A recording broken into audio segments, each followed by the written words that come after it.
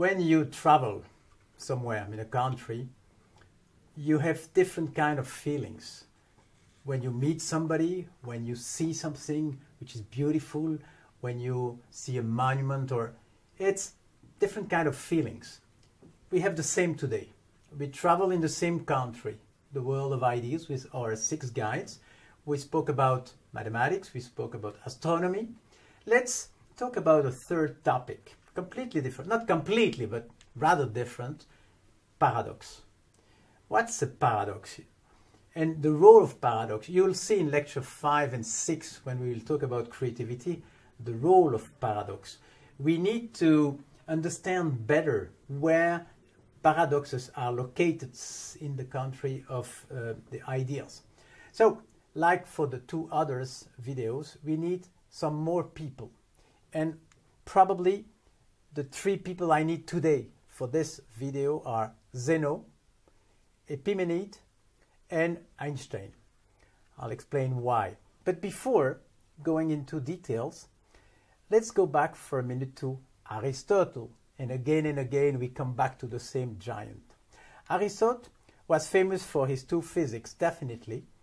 But he was also famous for, and we will see that soon, for another incredible invention, logic.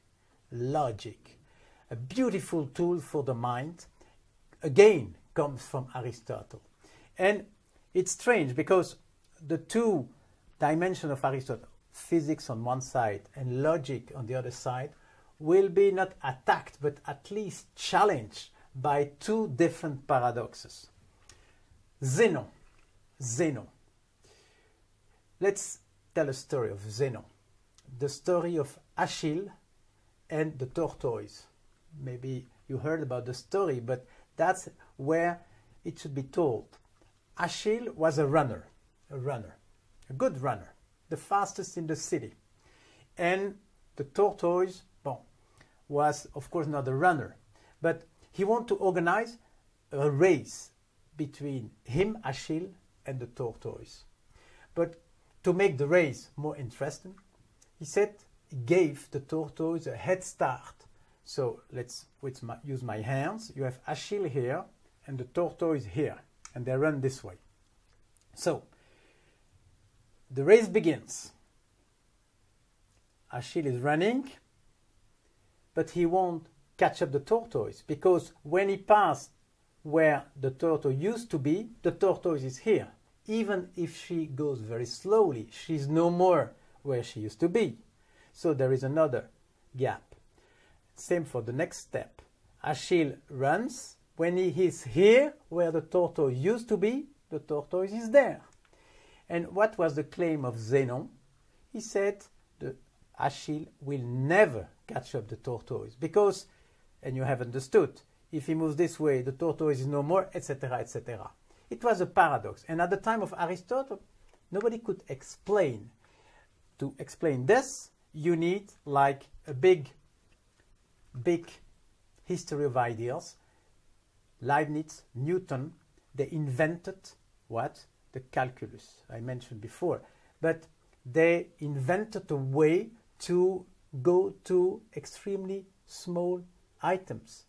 The limit, the derivative, the integral. Those type of calculus were invented by Newton and Leibniz, and the paradox of Zeno disappeared. You don't solve a paradox. It's something that should vanish when you have a new paradigm in your mind, and that's what happened with Newton and Leibniz. And of course Einstein, years after, per century after, 2 centuries after, like he took a heritage of Leibniz and pushed it further again with this real relativity theory, etc. That's the story of the paradox of Zeno. But there is another one, Epimenide. Epimenide was also a paradox, but completely different. He said, I lie. Think about, if I say I lie, it means I don't lie. But if I don't lie, I lie. Very strange loop. And that comes from Epimenide. And this paradox wasn't solved for 2000 years. And the new logic, and I think can be explained this way. If I have a sentence like that, this sentence has 7 words, this is not true. This is not true. And at the time of Aristotle, there was the principle of non-contradiction. Very important. According to this principle, if 2 sentences are in full contradiction, one is true and the second is not true.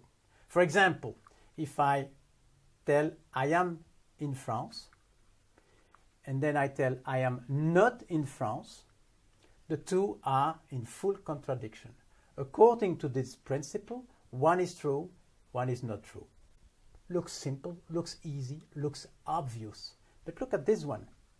This sentence has 7 words, is not true. So let's write the contrary. This sentence does not have 7 words. And with surprise, this is not true as well. Can you imagine the shock after 2000 years? One of the main principles of Aristotle suddenly blew up.